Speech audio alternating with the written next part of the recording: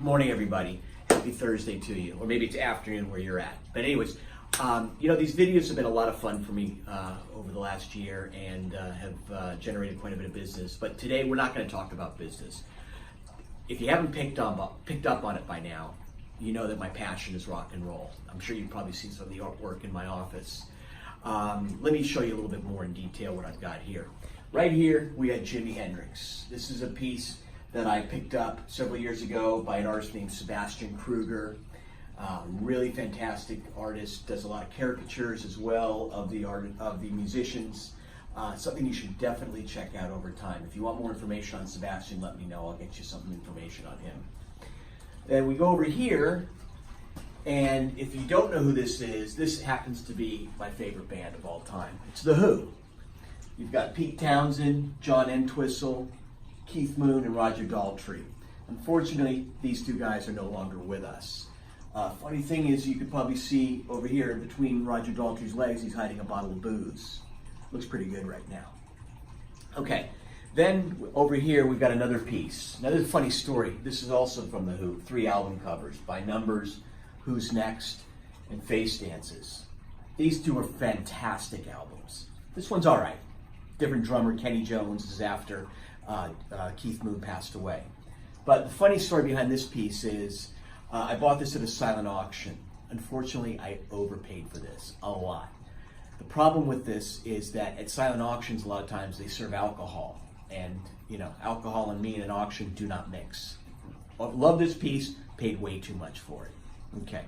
Finally, not only a part of my favorite band, but also my favorite artwork. This is called The Mad Hatter. It's by Keith Moon. It's about Keith Moon. That's him right there. But the interesting thing is, this was painted by Ronnie Wood of the Rolling Stones, previous to the Rolling Stones, The Faces.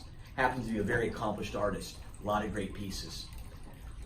Love this piece. Will own this for the rest of my life. It keeps going up in value, but more than anything, I just love it. It's awesome. My wife, she's not too thrilled with it. That's why it's in the office, but I love it.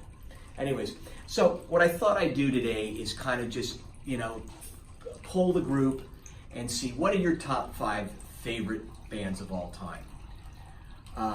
Probably classic rock is going to tickle my fancy, but we've got some contemporary mixed in. But whatever you've got, I'd love to hear from you. Then we can all have a good time comparing our notes and seeing who's got similarities and who's got differences.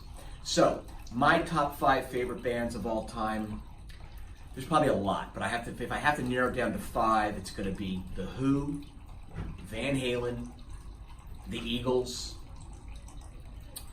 Tom Petty and the Heartbreakers, and then a band from the 90s who are still around today, who I absolutely adore, love them, been backstage with them, been to their sound checks, Collective Soul.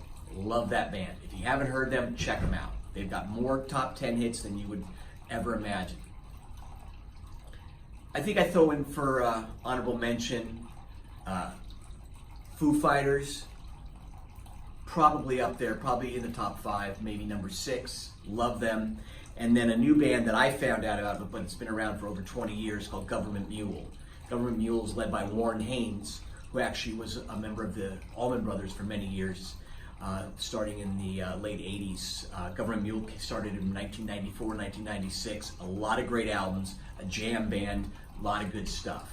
Oh, one more, the Black Crowes. Love the Black Crowes. Robinson Brothers, I wish they'd get back together, but that's not probably happening anytime soon. Anyways, just thought I'd mix it up. Hope you guys enjoyed this video. Not talking about business today, but what I will tell you is, if you've got anything to say, put it on video. It works and it's a lot of fun. Have a great day.